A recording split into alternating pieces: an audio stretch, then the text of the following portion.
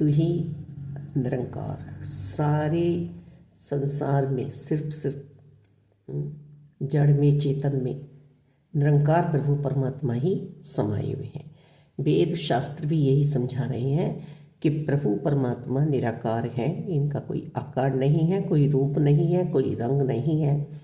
जिसने भक्ति की, जिस मन ने, वही स्वरूप प्रभु परमात्मा उस मन के अनुसार बना के उपस्थित हो गई। हिरण्यकश्यप ने ना नर से मरूंगा ना पशु से मरूंगा, प्रभु ने नरसिंह अवतार ले लिया।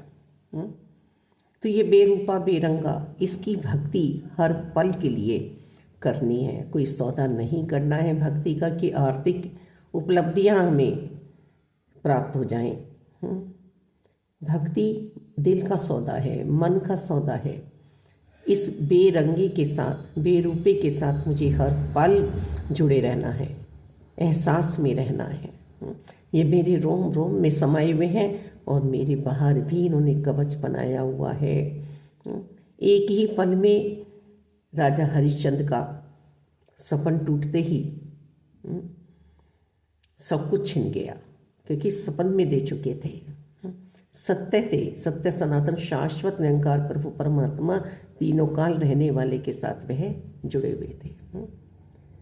वहीं कितनी विपदा उन पे आई, पर उन्होंने अपने सच्चाई को, अच्छाई को नहीं छोड़ा, नहीं त्यागा। वहीं प्रभु श्री रामचंद्र जी की भी वह घटना कि वनवास होने वाला है और मुस्कुरा रहे हैं कि मेरे पिताजी ने कुछ मेरे बारे में बहुत अच्छा सोचा है। ये छोटी सी अयोध्या का राज्य मुझे नहीं करने दे रहे हैं, पूरी पृथ्वी का राज्य मुझे दे रहे हैं। यहाँ तो मैं अयोध्या के राज्य में ही अटक के रह जाता।